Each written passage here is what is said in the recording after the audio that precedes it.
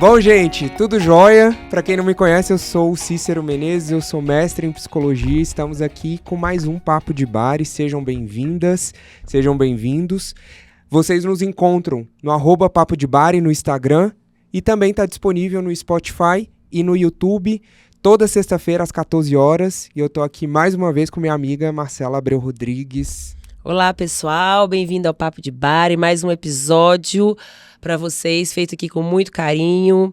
Eu sou a doutora Marcela Abreu, sou psicóloga. Vocês me encontram no @psi_Marcela_Abreu e no YouTube e no Spotify, né? Hoje o assunto é um assunto que eu sei que vai dar polêmica, né? Hoje teremos polêmica. Eu acho que é um assunto que vai ser um assunto importante, é um assunto fundamental, um assunto que eu gosto, que tenho estudado bastante. Eu trouxe uma pessoa que eu admiro, eu estou muito feliz de ter essa pessoa aqui hoje, porque essa pessoa é a pessoa que abriu todas as portas para mim no mundo da cirurgia bariátrica.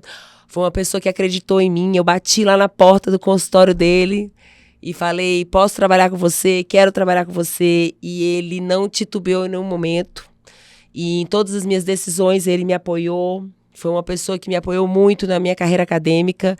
Então, eu estou muito orgulhosa, emocionada e feliz de trazer aqui o Dr. Orlando Faria para conversar com a gente um pouco sobre um assunto muito atual, que é a cirurgia bariátrica em adolescentes. Seja bem-vindo, Dr. Orlando. Estou muito feliz de você estar aqui.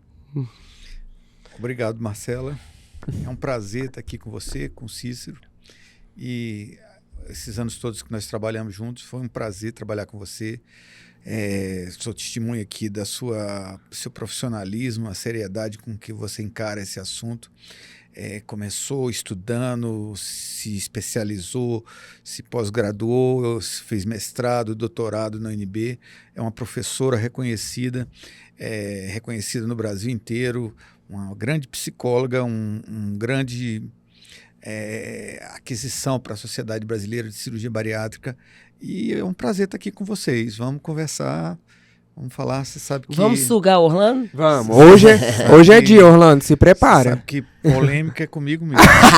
Então escolhemos a pessoa certa. Né? Escolhemos a pessoa certa porque não é questão de polêmica, porque é uma pessoa que estuda, né, e é competente. Eu vou pegar o cara que praticamente trouxe, né, a cirurgia, um dos pioneiros no Brasil, e trouxe para Brasília a cirurgia bariátrica, né? Orlando, conta pra gente um pouquinho de você, quem é o Dr. Orlando, um pouco da sua trajetória profissional para as pessoas Brasil afora aí te conhecerem. Bem, eu sou um médico formado aqui na UNB, cirurgião geral. Formei aqui, meu pai era cirurgião do interior da Bahia. E eu acho que se eu posso me definir, o meu jeito que eu aprendi com meu pai é que eu sou um médico da aldeia. Eu acho que meu compromisso maior é com os aldeões.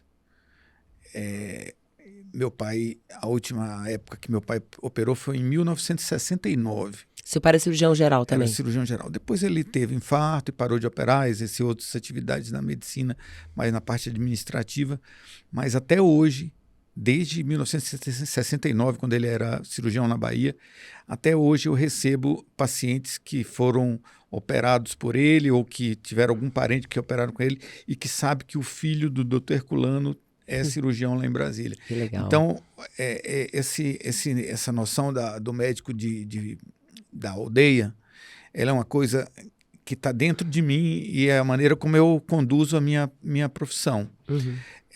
Eu acho que a gente não pode... O médico da aldeia, ele primeiro ele tem que resolver os problemas dos seus aldeões, da sua cidade, da sua vila. A minha aldeia aqui é Brasília e mais alguma coisa ao redor.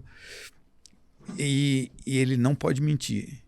Ele tem que ser verdadeiro, entendeu? Ele até quando ele não sabe ou quando ele não tem a coragem de fazer alguma coisa, ele tem que ser sincero, honesto com os seus aldeões, porque ele vai conviver com esses aldeões a vida inteira.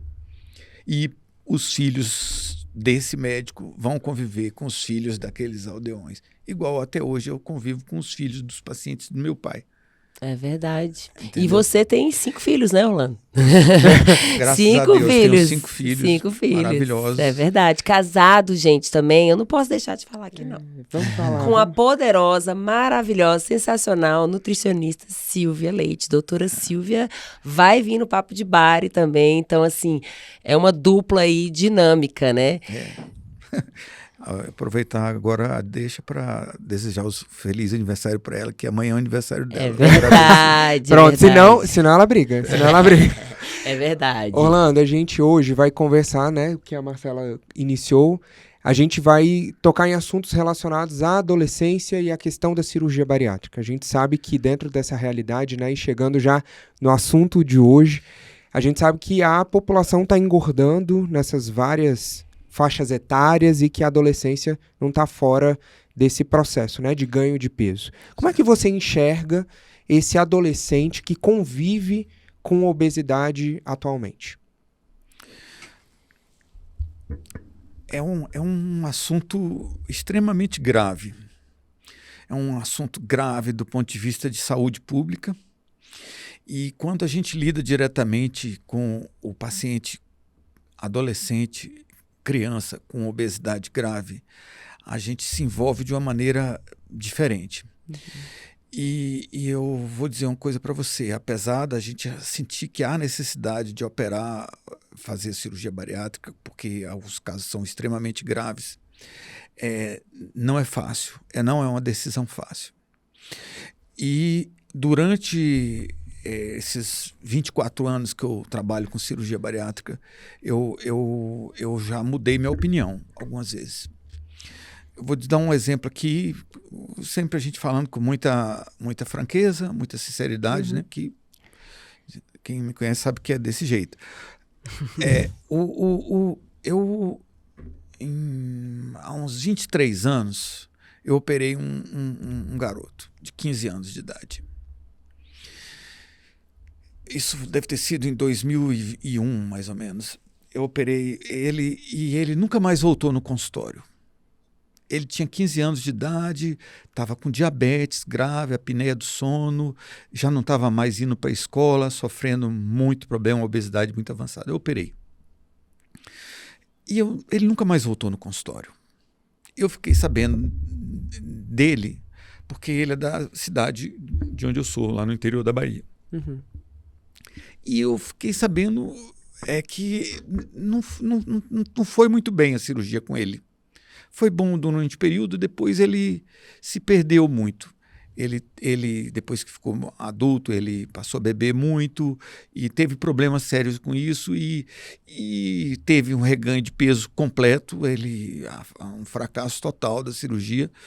E também, eu acho que como cidadão ele não se afirmou bem, sabe? Uhum. E isso afetou muito a maneira como eu encarava a cirurgia para adolescente. Fiquei muito resistente com a cirurgia para adolescente. E principalmente porque naquela época não existia dados na literatura que corroborassem a cirurgia para adolescente. Quis o destino que me colocasse na Câmara Técnica do Conselho Federal de Medicina de cirurgia bariátrica. A Câmara Técnica de Cirurgia Bariátrica do Conselho Federal de Medicina. Agora, recentemente? Não, eu participo desde 2002. Ah, tá. Eu sou o membro mais antigo da Câmara Técnica do Conselho Federal de Medicina. Gente, caramba. A gente só traz profissional bom, né? E lá para 2004 eu fui incumbido, eu participava das reuniões, primeiro atendendo a questionamento, mas não existia uma resolução do Conselho Federal de Medicina regulando a cirurgia bariátrica no Brasil. E eu recebi essa incumbência de fazer tudo. Então, toda a primeira resolução eu que fiz. É claro que a gente, na Câmara Técnica, tem um papel de oferecer os subsídios para a plenária do Conselho Federal de Medicina julgar e aprovar. Felizmente, todo o texto que eu fiz, na época era praticamente só eu, a Câmara Técnica e mais uns 2 colegas que nem tinham experiência em cirurgia bariátrica, um vinha do Pará, outro vinha do Maranhão, e a gente conversa. Mas ninguém. E eu fiz a resolução do Conselho Federal de Medicina, foi publicada integralmente do jeito que eu fiz. A plenária não mudou nada. E contemplava a cirurgia para adolescente.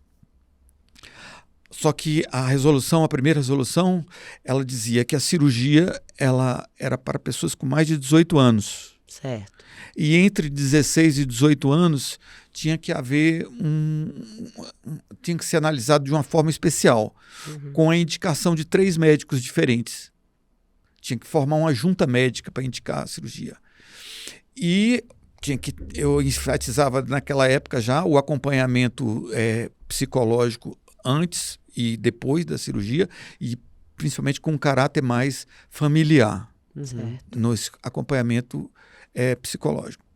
Isso de uma maneira para refrear um pouco o adolescente, porque eu já via o meu grande mestre, o professor Garrido, ele mostrava slides mostrando que ele tinha operado um garoto de 12 anos e com resultado muito bom. E eu falava assim, e eu fui contra o meu mestre, eu falei, só acima de 16 anos. Na época, um outro grande professor, finado professor Barroso, me criticou veementemente, dizendo que eu estava limitando o acesso aos adolescentes à cirurgia bariátrica. Eu falei, professor, é porque cirurgia bariátrica é muito séria. A gente não está preparado para enfrentar as vicissitudes da adolescência. As mudanças psíquicas e sociais, e junto disso um procedimento cirúrgico que muda radicalmente a vida da pessoa. E eu tenho muito receio com isso.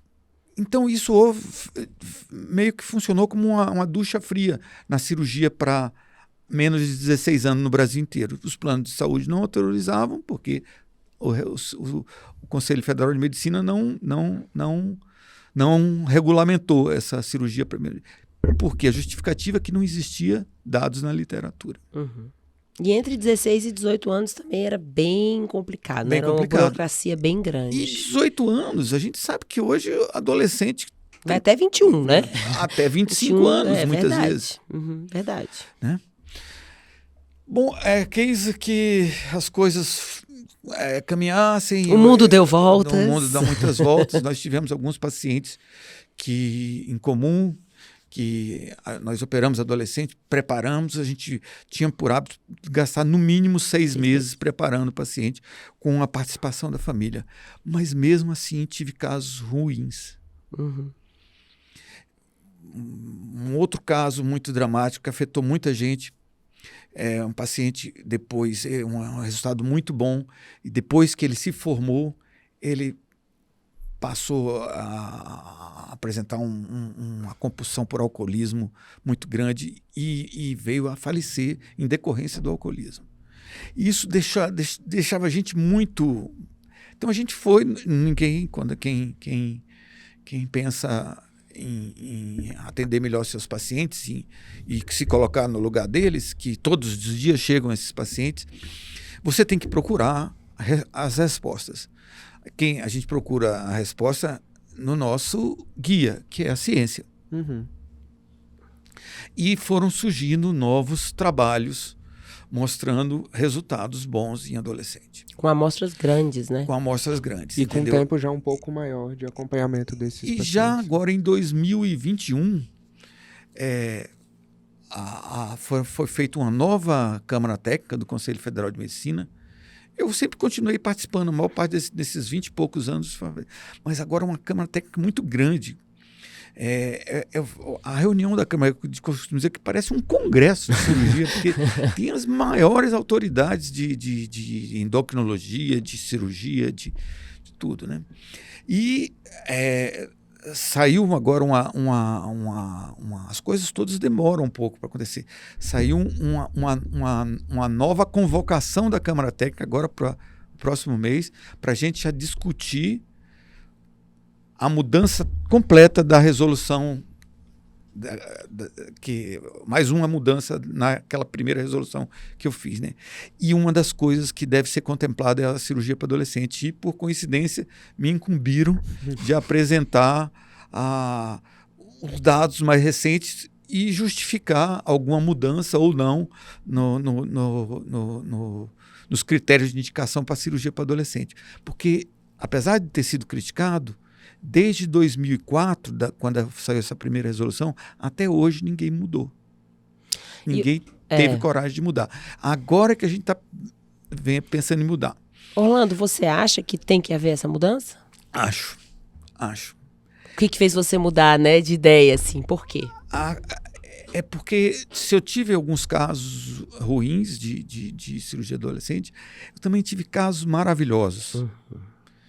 Que a gente resgatou a criança de um destino miserável, sem conseguir se relacionar, sofrendo bullying na escola, tomando remédios para diabetes, usando CPAP por apneia do sono grave. Com 14, 15 anos. Com problema nas articulações e a vida dele passando e ele sem poder viver plenamente. E a gente interviu nesses casos, claro, com cada vez mais cuidado, como eu falei, mais atenção à parte psíquica e procurando fazer um vínculo quase que pessoal com a família.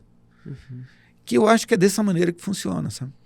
Orlando, acho que... Sem pressa para operar, sem pressa, preparando com muito cuidado e chamando a responsabilidade para o adolescente. Isso é importantíssimo. Quando o adolescente chega da primeira vez... Geralmente assim, né? Escondendo o rosto. Sim. Fala aí, mãe. Ou de casaco, né? Casaco, com todo coberto, no maior calor, todo Depois, coberto. eu acho que ele tá bom de operar quando ele vem sem a mãe e fala francamente para você, eu acho isso. Exatamente. Isso às vezes demora um tempo. Autonomia, né? E eu acho que você usou o termo certo, né? Eu acho que esse preparo do adolescente, a gente tem alguns adolescentes que a gente atende juntos, né, Orlando? Eu vejo que o adolescente está preparado justamente quando ele tem essa autonomia, quando ele chega para mim e mostra que ele está tomando essa decisão de fazer a cirurgia, né? Que ele sabe das consequências, que ele aprendeu como funciona essa cirurgia, né? E aí, assim, a pergunta que eu quero, no sentido assim, então você falou, assim, você acha que o adolescente deve operar? Sim, né? Tá bem claro que você acredita que é uma forma de tratamento do que convive com obesidade. Eu acho que o adolescente deve se operar. Você não pode negar esse tratamento, porque você está negando, porque ele nunca mais vai viver essa vida, essa adolescência. Ele tem que viver plenamente isso. Ele tem que sair, passear, namorar, fazer esporte, brincar, ser desejado. Estudar. Ele tem que... E principalmente, a gente... intervindo de uma maneira eficaz naquela obesidade grave, porque a obesidade iniciada na infância, ela é uma obesidade mais grave. As doenças, elas começam mais precocemente e elas são mais virulentas e mais difíceis de tratar. O diabetes iniciado na adolescência, ele é resistente aos tratamentos habituais. A hipertensão cursa com problemas sérios. E então a gente não pode chegar e tolher a pessoa de viver uma vida plena e nenhuma vida, os anos de vida que ele poderia viver aqui na Terra. E a cirurgia está mais segura. Hoje a gente sabe como preparar melhor do que há 20 anos atrás. A gente sabe operar melhor e a gente sabe as consequências dessa cirurgia bem melhor do que antes. Então, e tem a literatura mostrando vários trabalhos.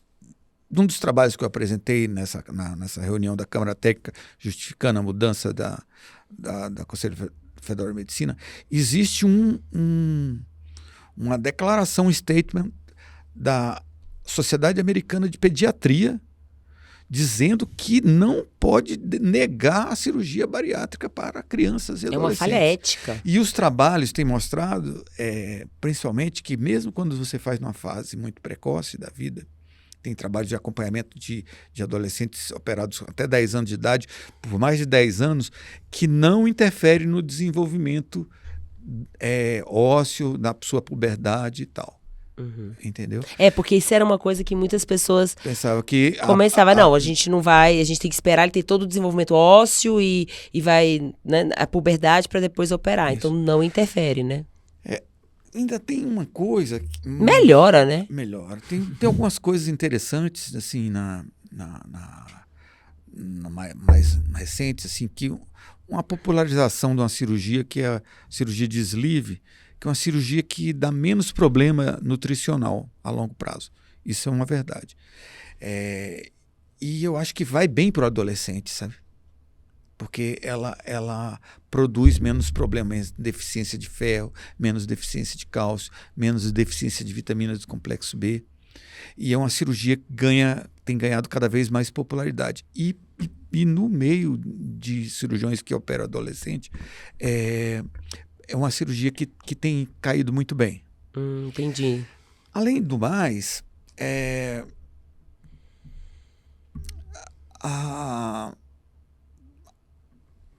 além dos trabalhos mostrando que vai bem, né, mostram também segurança da cirurgia, segurança a médio, a curto e a longo prazo. Então, a gente não pode negar um tipo de tratamento sabidamente seguro e eficaz para uma população que está precisando. Senão, a gente vai condenar ela a ficar doente. Uhum. Porque quando você toma uma decisão num paciente com obesidade grau 3, por exemplo, a chance de você tratar essa pessoa com remédio, mesmo com os medicamentos mais novos, e manter aquele peso perdido por mais de 3 anos, é de 1,5%. Então, quando você impõe a uma criança um tratamento que não é eficaz como a cirurgia bariátrica, você está obrigando ele a aceitar um tratamento que tem 98,5% de chance de fracassar. E a adesão E cada fracasso num tratamento desse é um sofrimento a mais.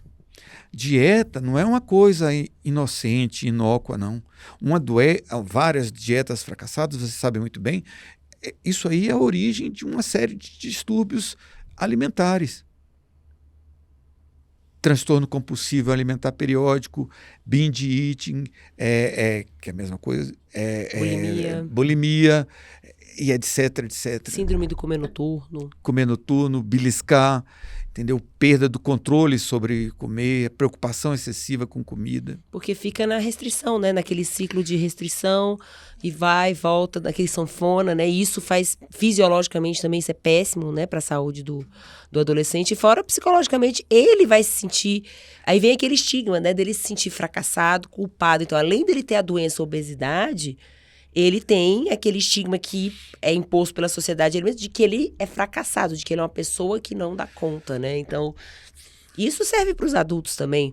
Mas para o adolescente a gente pode prevenir isso, né? Agora, antes. Isso todo, o problema todo, passa pelo conceito de obesidade e pelo conceito de tratamento da obesidade.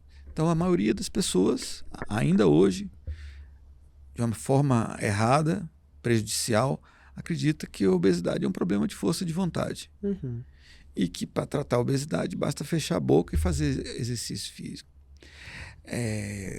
Tem um texto, um capítulo do meu livro, né? Uhum. que na verdade é uma adaptação de um trabalho publicado no Lancet de Endocrinologia pelas 4 maiores autoridades mundiais em obesidade. Nenhuma delas é cirurgião.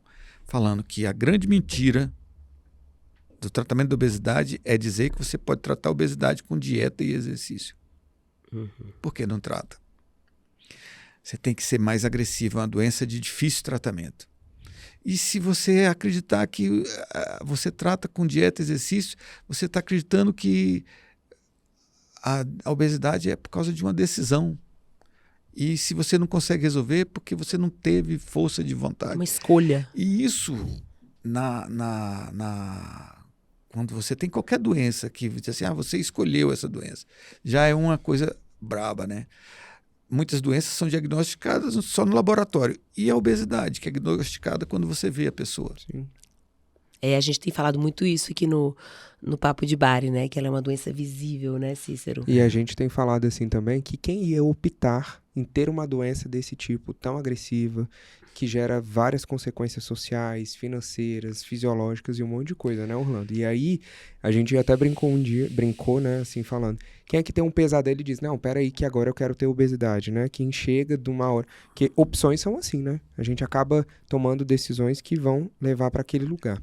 E aí, Orlando, só pra gente deixar claro, e me corrija se eu estiver errado dentro do que você está trazendo de exemplos.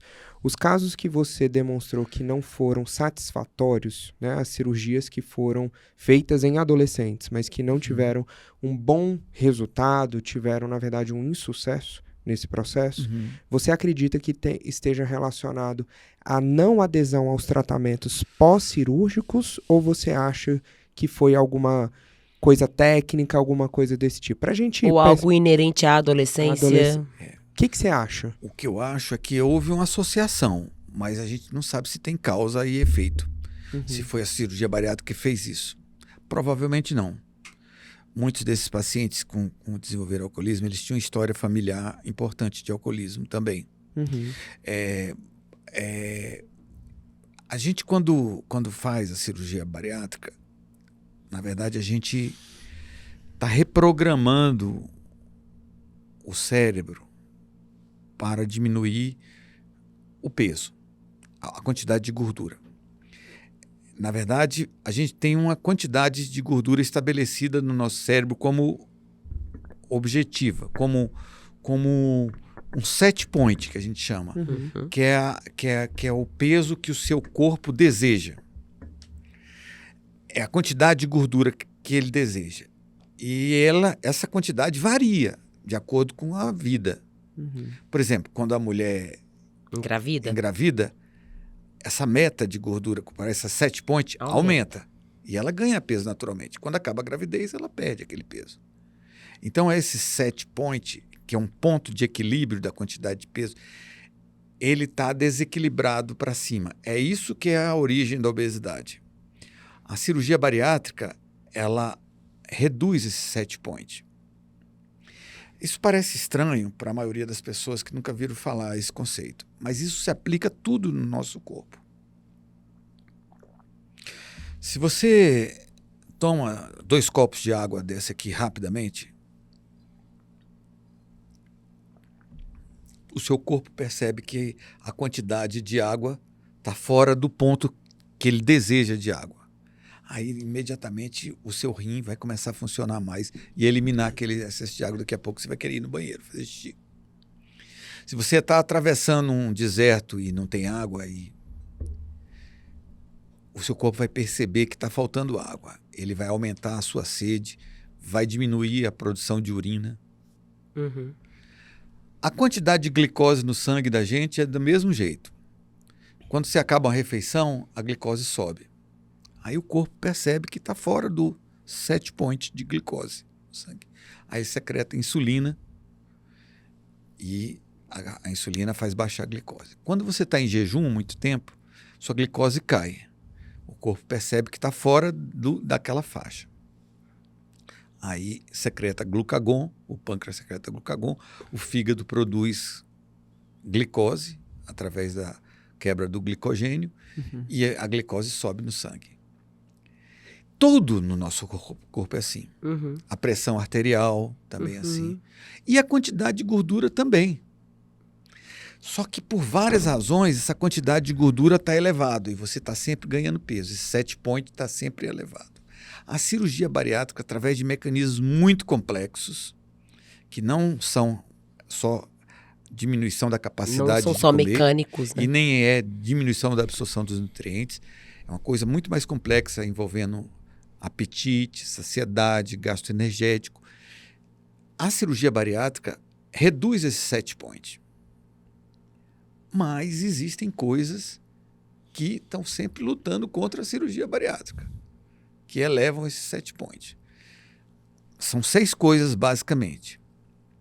Alimentação anormal, e aqui eu não estou falando de comer muito, mas uma alimentação, por exemplo, com muito carboidrato simples, com muito alimento ultraprocessado, com bebida calórica, seja alcoólica ou açucarada, comer fora de hora, entendeu?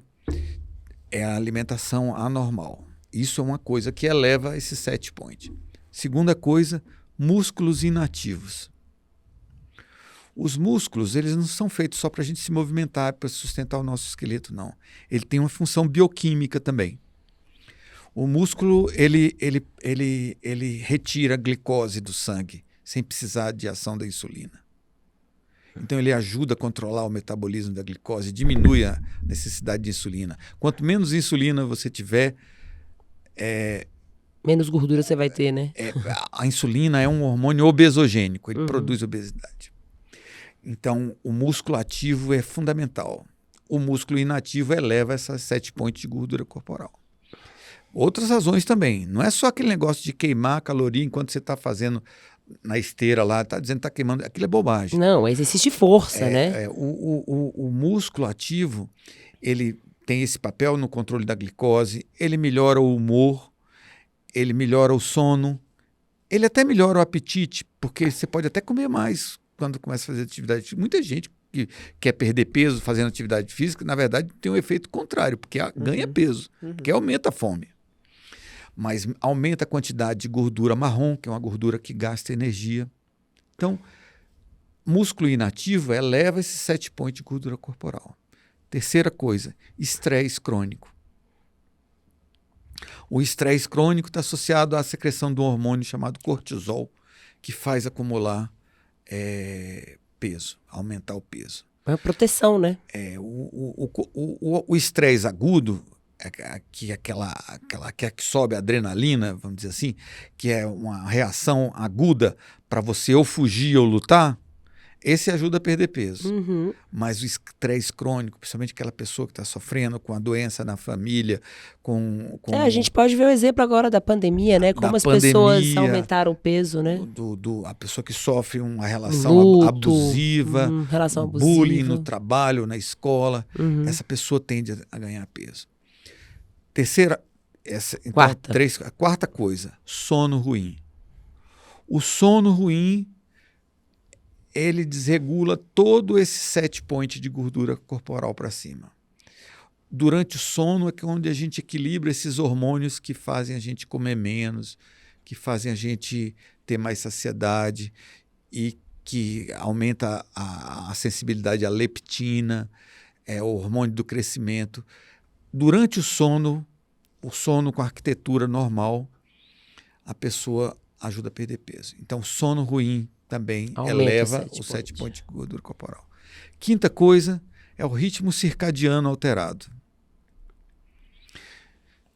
Ritmo circadiano é o ritmo dia-noite. Quanto mais você altera esse ritmo dia-noite, quanto mais você fica acordado de noite e dorme de dia, ou quanto mais você come à noite, ou quanto mais tarde da noite você come, mais você está alterando seu ritmo circadiano. E isso faz você elevar os 7 pontos de gordura corporal e ganhar peso. Então é verdade, Rolando, aquela história de que a gente não deve jantar muito tarde? Perfeitamente. Quanto é verdade, mais tarde, não é mito, então. Não é verdade. E isso não é mito. Não, isso é uma verdade. Isso, com relação à cirurgia bariátrica, está bem comprovado. Quanto mais você mais tarde você faz a última refeição do dia, mais você tem um resultado pior na cirurgia bariátrica. E você vê que daqui a pouco eu entro lá, mas são comportamentos que no adolescente muitas vezes a gente vai ter uma dificuldade um pouco maior de controlar, porque, né, dormir cedo, né, não comer tarde da noite, com frequência, são comportamentos que tem uma vida inteira aí que muitas vezes fazem parte até da própria adolescência, né? E que a gente vai ter que sensibilizar esse adolescente sobre isso. A gente não querer interferir no ritmo circadiano é quase impossível. Tela do celular, do computador. Mas quando você interfere demais, você vai aparecer. Eu acho que o grupo profissional que eu mais operei gente até hoje são as pessoas que dão plantão à noite. Dão plantão. Eu também. O grupo de pessoas que trabalham principalmente com TI, seus colegas, informático, os colegas médicos, os médicos, enfermeiros que dão plantão à noite, segurança, né? O pessoal de segurança, da área de segurança, tem muita tendência para ganhar peso. Sim. E o sexto, Orlando? E o sexto é o uso de medicamentos que induzem ganho de peso. Antidepressivos, né? Vários antidepressivos, não só os antidepressivos, os antialérgicos. Esses antialérgicos a pessoa toma inocentemente e acha que repercute no ganho de peso. Às vezes se traduz em 3 quilos a mais por ano, só que depois de 10 anos, usando, você são 30 quilos. Os beta-bloqueadores, medicamentos como propranolol, atenolol, que usados para pressão e hipertensão arterial. Corticoide, é brutal o efeito. Os psicotrópicos, de uma maneira geral. Esses indutores de sono, porque esses Zolpidem, Pax, esses negócios, esses remédios, eles são péssimos para a saúde da pessoa, porque eles induzem um sono, mas um sono de má qualidade, sem aquelas ondas alfa, beta, delta, que tem que ter no sono para ser um sono repousante e controlar o set point de gordura corporal. Quem tiver curiosidade, tem um canal no YouTube de um grupo que faz aqui de Brasília, que eu acho que é um dos melhores canais de saúde, que chama CardioDF, que tem um vídeo lá sobre medicamentos que podem fazer você ganhar peso. Eu aconselho todo mundo a assistir esse O nome é CardioDF? CardioDF. Pronto, então já quem está aí nos acompanhando já Fica vê a lá, dica. já fica a dica. O bom daqui desse bate-papo é que a gente acaba também conhecendo vários trabalhos. CardioDF, vê um vídeo lá que tem sobre aumento medicamentos que induzem ganho de peso. E eles falam de uma maneira muito didática, muito simples e muito eficaz. Interessante. E Orlando, assim, já que a gente está falando sobre essas questões de sucesso, né, da cirurgia, de casos que não foram para o ideal, quando é que a gente pode indicar uma cirurgia para um adolescente e quando a gente não pode indicar uma cirurgia para um adolescente? Eu acho que essa aí é a pergunta de R$1 milhão, né? Então vamos lá, porque a gente gosta disso. Se eu tivesse R$1 milhão, Orlando. Mas vamos lá. Quando indicar... Na sua opinião, na sua experiência. Nos parâmetros de indicação de IMC e presença de comorbidades, eu acho que tem que ser igual ao adulto. IMC acima de 30 com comorbidades importantes, ou acima de 35, ou acima de 40 mesmo sem comorbidade nenhuma. Isso para indicação. Para indicação de cirurgia. Agora, como é que a gente vai selecionar esse grupo de pacientes? Eu acho que você tem que ver muito o uso de drogas ilícitas também. Presença de alcoolismo, presença de suporte familiar, comprometimento com a equipe, sentir já um pouco mais de responsabilidade no adolescente. Parte cognitiva, né? Cognitiva, ele tem que saber onde é que ele está se metendo, entendeu? Maturidade, né? Uma certa maturidade. E também, eu acho que não pode ser qualquer grupo de cirurgia bariátrica que vai fazer esse tipo de cirurgia. Eu acho que é um grupo... A criança é um grupo vulnerável. Então tem que ser uma equipe com muita experiência, tanto em cirurgia bariátrica quanto em cirurgia bariátrica para adolescente. Tem que saber lidar com isso. Um grupo que seja disponível para o adolescente, para a família do adolescente, sempre que eles precisarem de resolver qualquer dúvida, seja amável e seja competente. Aqueles 3 As da equipe boa, né? A de ability, availability e amability. Ser amável, disponível e capaz, né? Tá. Eu acho que tem que ter isso tudo. Eu acho que não é fácil. Tem que ser conversado com calma, mas no momento certo, os resultados podem ser maravilhosos. Eu penso o seguinte, né, Orlando, que assim, esses 2 casos que você relatou aí de insucesso, e diante de números que a gente já teve aí, a gente está até atendendo uns 2 aí que estão muito bem, que fazem o pós comigo e com a Silvia e com você, assim, que estão maravilhosamente bem. Realmente, assim, mudança de vida mesmo. Mas eu vejo muito que as variáveis relacionadas ao insucesso desses adolescentes podem ocorrer no adulto também. né? Não pode são... ocorrer. Assim, é claro que o adolescente vai atravessar um nível de estresse, às vezes, um pouco maior, vão ter estratégias de enfrentamento diferente pela questão do desenvolvimento mesmo, mas eu vejo que o risco em termos, né, que você falou desses seis variáveis aí do set point, não diferencia do adulto. Não, isso se aplica a qualquer pessoa. Então, por isso que assim, não é por ser adolescente em si, foi o ambiente dele, e a gente não tem bola de cristal, eu costumo dizer E além isso. desses 6 fatores, né, repetindo, alimentação anormal, músculo inativo, sono ruim, estresse crônico, ritmo circadiano alterado, medicamentos que induzem ganho de peso, ainda tem algumas outras coisas que empurram tudo isso para cima. Os anos de vida, à medida que a gente vai envelhecendo, vai ficando mais fácil ganhar peso. A genética da pessoa, tem genética que favorece muito, mais de 30% dos casos de obesidade tem um componente genético muito importante. Tem a cultura alimentar. Isso aí. A pessoa que eu sou do interior, da região sertaneja. Todo mundo come com arroz, feijão, farinha, batata, macarrão no prato. Isso é cultural. Só que o pessoal que come isso passava o dia inteiro trabalhando debaixo do sol.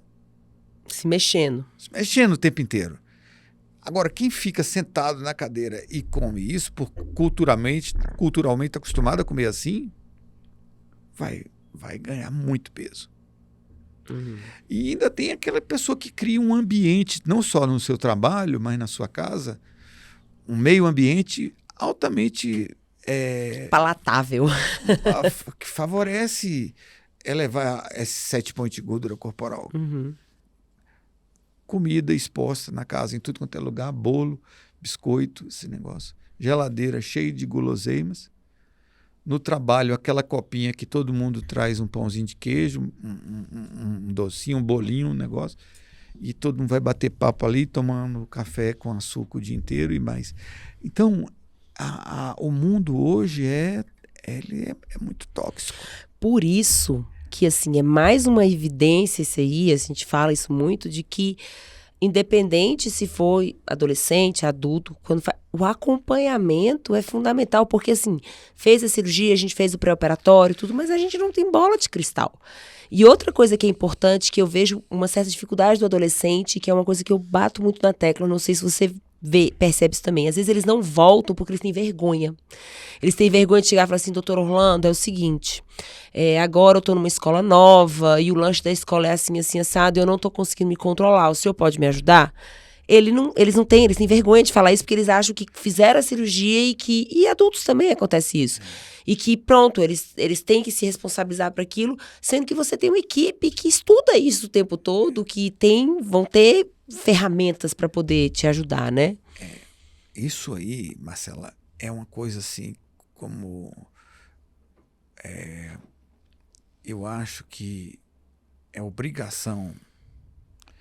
Na minha opinião, eu como médico de aldeia, eu acho que eu tenho que acolher os meus pacientes, entendeu? Mas todo mundo tem que acolher. O médico, o nutricionista, o psicólogo, ninguém, o endocrinologista... Profissional de saúde. Nenhum profissional de saúde pode ter uma atitude julgadora, condenatória, repressora. Sabe? Você tem que acolher, conversar e que vão ter momentos difíceis, né? Eu acho que assim que a gente pode fazer alguma coisa, vamos dizer assim, que preste na nossa vida. Então, Orlando, só para voltar, você acredita que a sleeve é uma estratégia boa, melhor? Você opta mais pela sleeve do que pela bypass, nos casos de adolescente? Sim, tá. Acho que sim. Tá, e tem tido resultados bons? Muito bons. Tá, legal, ótimo. E vai ter que fazer suplementação do mesmo jeito, né? Todo mundo que faz... Até que a pessoa que faz uma dieta ou que toma remédio para emagrecer deveria tomar suplemento de vitaminas.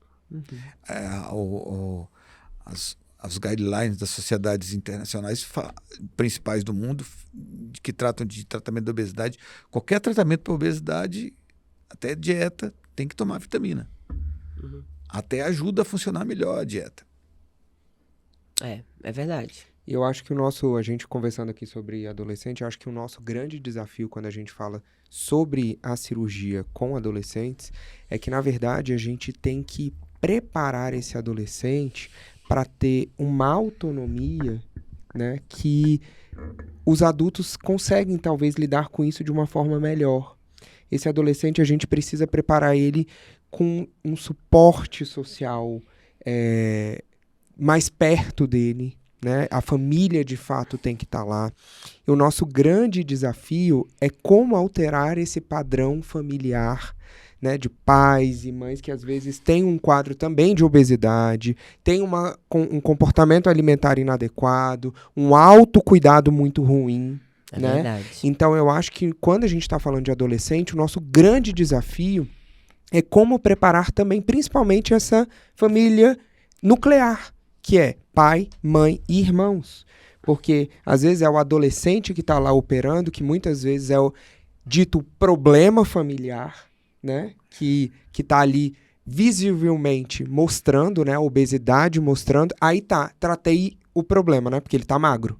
E para onde é que foi o resto do problema da família? Então, nosso grande desafio, principalmente a gente que trabalha na área de saúde mental, é como também preparar essa família para essas mudanças. Esse é o grande desafio. Porque o adolescente, muitas vezes, não consegue, eu vou usar essa palavra, mas não sei se é a mais adequada, peitar a família para algumas coisas que ele vai ter que se posicionar. E o adulto não. Às vezes, o adulto já consegue ter uma autonomia de enfrentamento mesmo, de colocação de limites que já estão internalizados, e o adolescente não. Então, eu acho que esse é um dos grandes desafios que a gente tem. Diferente do adulto, concordo. Né? Que é isso, a gente tem um trabalho que é muito mais amplo para um adolescente nesse aspecto do que para um adulto. E aí a gente pensa o seguinte: como médico eu vou trabalhar com isso? Como nutricionista eu vou trabalhar com isso? Como psicólogo eu vou trabalhar com isso? Porque são vários desafios, né? Como mudar esse pai e essa mãe para trazer para um nível de consciência. É aquela coisa até que você falou, como a gente falar para esse pai que ele não é legal ele comprar mais esse biscoito. Sim. Aconteceu isso hoje. Hoje eu recebi um WhatsApp de uma mãe, né? E falando que estava preocupada porque a filha é operada, ela tinha comprado um pacote de biscoito para ela, a mãe, né? Tinha comprado um pacote de biscoito para ela e a filha comeu alguns biscoitos e ela estava super preocupada com isso. Eu falei, aí minha resposta foi, por que tem biscoito na sua casa? Essa foi a minha resposta para ela. Ah, mas eu achava que essa altura do campeonato ela já sabia se controlar. Aí eu fui explicar toda a questão da obesidade como doença e etc, o que os olhos não vê, o coração não sente, e que ela, como mãe, não precisava de biscoito para ter saúde ou para sobreviver ou para ser feliz, né? E que ela é uma facilitadora desse processo e que a doença é crônica. E aí também nisso, Marcela, a gente precisa mostrar para esse pai a responsabilidade dele dentro desse processo. É verdade. E aí, muitas vezes dentro do nosso consultório, não sei se a Marcela concorda, a gente como psicólogo, a gente vai ensinar esse pai, educar esse pai e essa mãe na colocação de limites, né? Numa comunicação muito melhor. E isso ele é um trabalho assim que são de muitos braços, muitos tijolos, muitas coisas, para que a gente consiga lá na frente, isso que você está trazendo, Orlando, de dizer, o sucesso, essa mudança, e a gente está chamando de sucesso, mas essas mudanças significativas, efetivas e eficazes na vida desse adolescente, uma melhora na qualidade de vida, na autoestima, uma melhora na saúde física e mental, né? Isso só vai ser possível se todo esse grupo conseguir entender essas mudanças, né? E, claro, com comprometimento e todas essas coisas. Então, temos um grande desafio quando a gente fala sobre cirurgia no adolescente. Todo mundo, um erro comum é que todo mundo quer jogar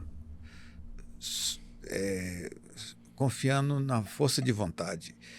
E esquece que tem que aprender a jogar na defesa, né? Parar de botar a porcaria do salgadinho no carrinho do supermercado, né? É verdade, gente. Parar de... Uma mãe uma vez trouxe um adolescente. Doutor, ele toma 4 litros de Coca-Cola por dia. Eu falei, vem cá, essa Coca-Cola aparece aonde? Alguém comprou e botou na geladeira. Exatamente.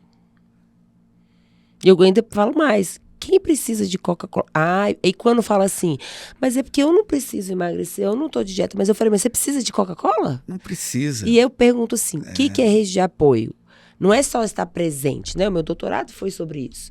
Então, não é só... Você tem uma estrutura. Você pode ter uma estrutura com um monte de gente, mas quando é a coloca essas participação coisas ativa. todas, você está fazendo... aquele negócio que eu estava falando. Você está criando um meio ambiente tóxico. Além de uma cultura ruim, alimentar ruim, que tem que ser mudada. A gente muda a cultura também. Entendeu?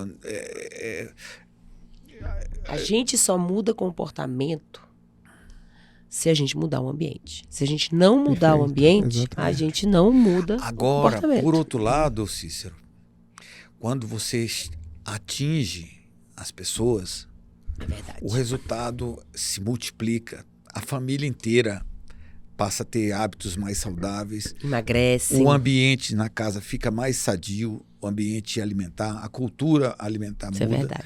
E o efeito se multiplica e se perpetua até vai para outra geração. O que eu costumo dizer também que, na verdade... Esse é o grande poder. É verdade. O sim. sucesso é esse. É que além da gente ver aquele paciente perdendo peso e tendo uma vida plena, a gente vê que a família, as pessoas ao redor dele começam a aprender a ter novos hábitos e ter hábitos saudáveis. Então, assim, são mudanças sensacionais. Eu já peguei famílias inteiras perdendo peso e, assim, mudança, a geladeira, outra geladeira, parando de tomar refrigerante, miojo nem pensar, sabe? Começa a saber o que é.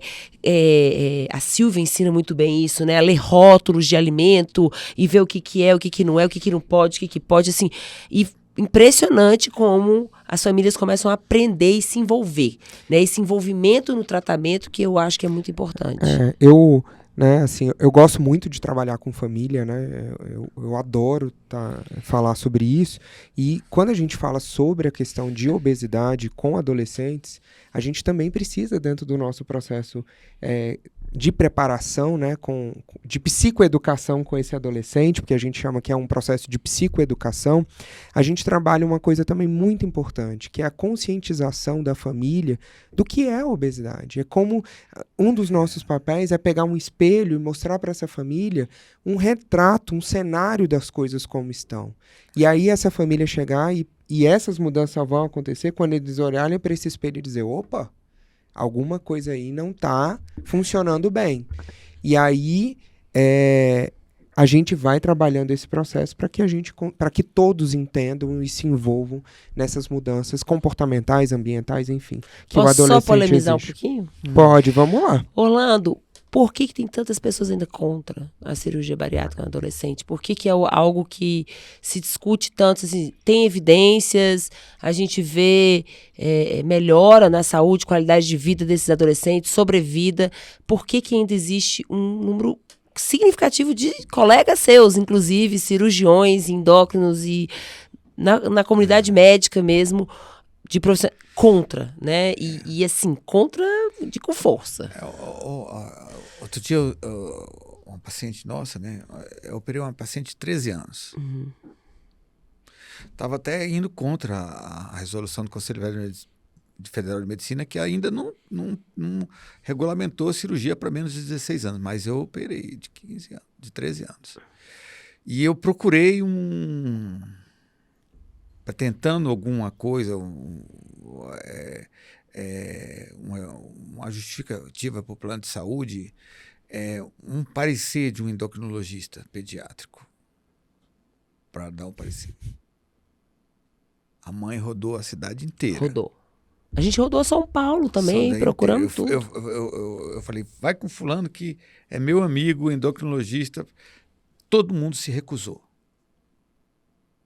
Aí eu falei, eu opero na tora mesmo, sem endocrinologista mesmo. Peraí. Orlando, Orlando. Mas por que acontece? Por que esse medo? É isso que eu queria saber. É porque cirurgia é uma coisa dolorosa. Até para tomar injeção as pessoas têm medo. Veja lá, para fazer um corte, para fazer uma anestesia geral, para ficar 2 dias no hospital, tem medo. De se responsabilizar por isso. Se você tem um tratamento com remédio que você tem que tomar um comprimido por dia, a adesão àquele tratamento é 1.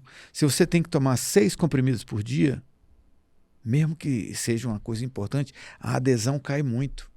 Só porque dá mais trabalho. Só por isso a cirurgia bariátrica já tem muita resistência, porque dá trabalho. Porque as pessoas têm medo do corte, têm medo da dor, têm medo do sacrifício que vai fazer, tem medo da internação, tem medo de morrer. Só aí já justifica.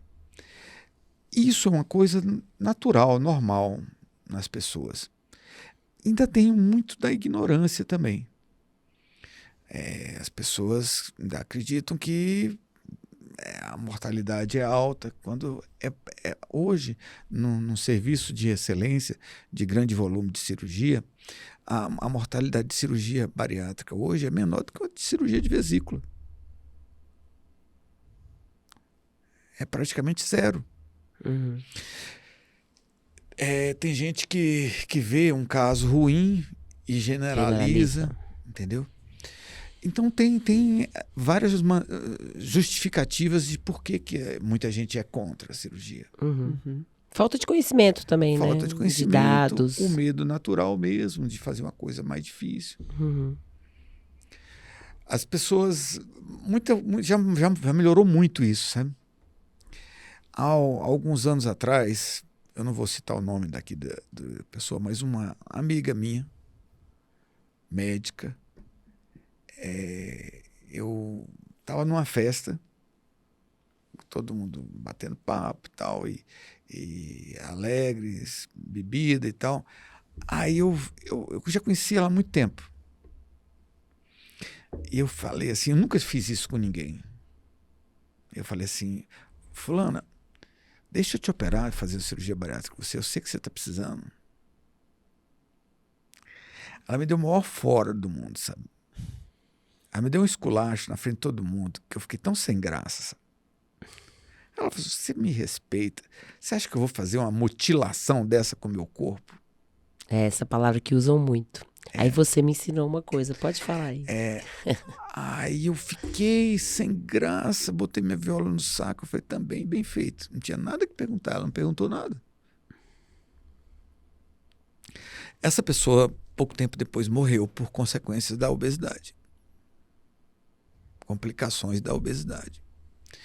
E eu fiquei pensando nisso, né? Mutilação, será que é uma mutilação mesmo, cirurgia bariátrica? Mutilação é quando você perde um braço, ou quando você fica cego, você perdeu uma capacidade, um órgão seu, e não obteve nenhuma coisa em troca.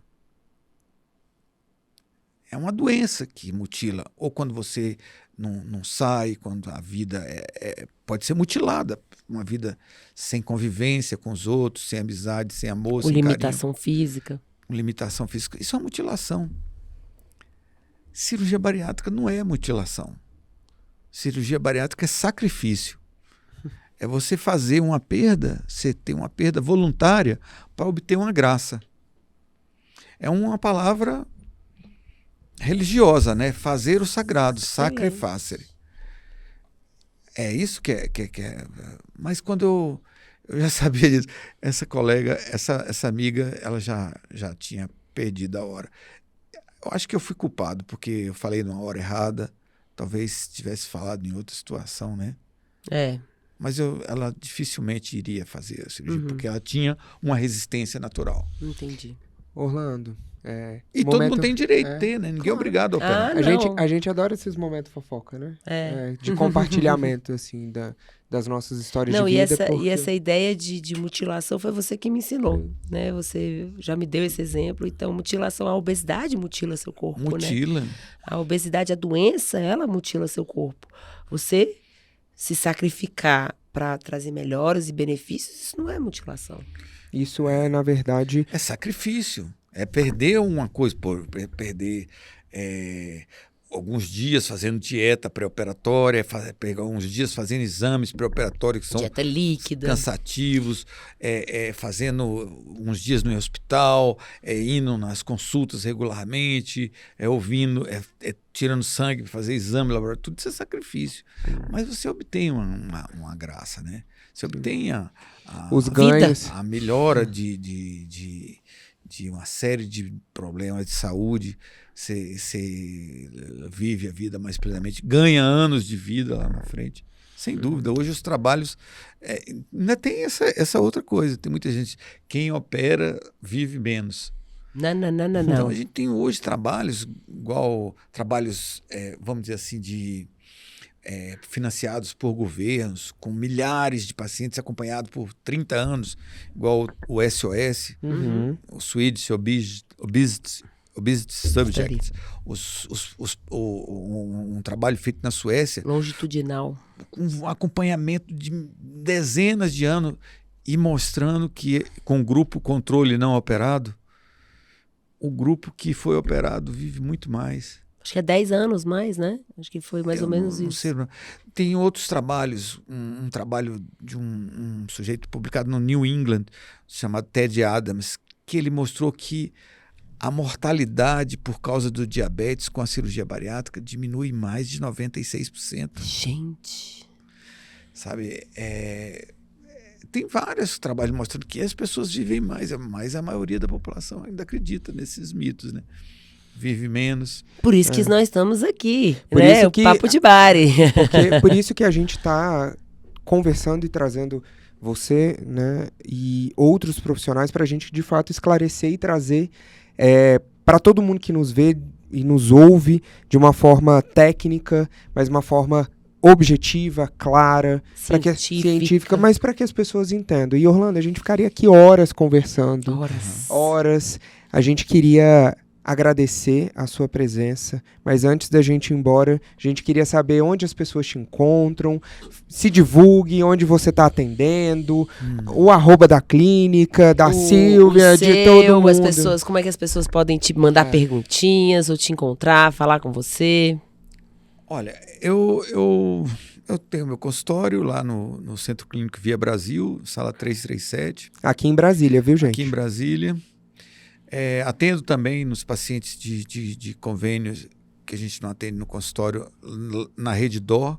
É só entrar no site da Rede Dó, do Hospital Santa Luzia, que tem pode agendar consulta com o Dr. Orlando lá, que lá a gente atende convênios.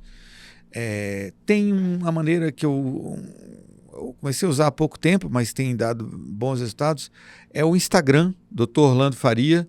Pode me encontrar lá no Instagram, lá tem como marcar consulta também facilmente. Estou aí à disposição.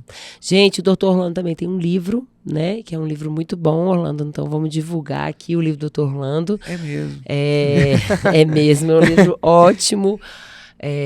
Antes do bisturi, né? O nome? O nome do livro é Time Out. Time Out. Antes da incisão. Antes da incisão, tá aqui no bisturi já. Time Out, antes da incisão. É um livro muito, muito bom, recomendo. E é bom que você não vai conhecer não só da cirurgia bariátrica, mas você vai conhecer muito bem o Dr. Orlando, né? Da experiência dele. É um livro bem legal, leve, muito bom de ler. É isso, Orlando. Obrigado por você ter vindo.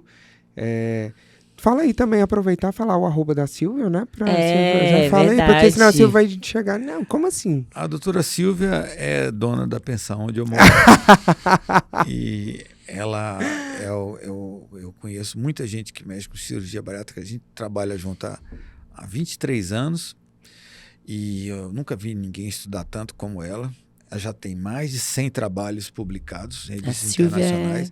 Ela é do conselho editorial das principais revistas de cirurgia bariátrica do mundo, da Obesity Surgery e da Surgery for Obesity and Related Diseases. Atualmente é a vice-presidente da Federação Internacional de Cirurgia Bariátrica. Agora, em agosto, ela vai assumir a presidência, ela já é presidente eleita da Allied Health, da Federação Internacional. É uma posição que brasileiro só foi alcançado pelo Dr. Garrido e pelo Dr. Almino. Agora a Silvia vai ser Cadê o leque? próxima Silvia a Silvia, gente. Vai estar aqui conosco. Vai. Bacana, ela vai gostar muito. E atende lá também no mesmo lugar, no consultório lá no Via Brasil, na sala 337. Telefone pelo WhatsApp 996694836. Boa. E o DDD 61, tá, gente? Isso, DDD 61. Vocês fazem teleatendimento? Sim, sim. Tá, legal. Tá bem. Ótimo. Bom demais, né? Parabéns, Uma aula. parabéns pelo trabalho de vocês. Gostei Obrigado. muito da presença aqui.